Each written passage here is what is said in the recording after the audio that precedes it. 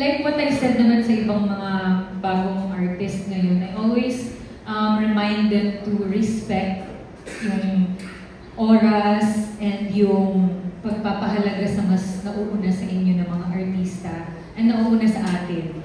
Kasi number one yun na medyo nagiging issue ngayon sa mga bagong artist na naririnig ko din from my fellow artist na minsan yung mga bago ngayon, hindi na sila, parang siguro it's because everything is available for them.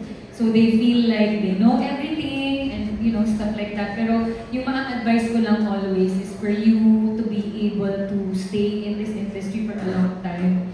Is number one talaga is respect. Respect yung mga nauna, respect the directors, respect everyone. Even yung mga staff, crew, ganon. Yung respeto talaga. So it's very number one talaga. Tsaka huwag maging late. Thank you, Miss Shelly.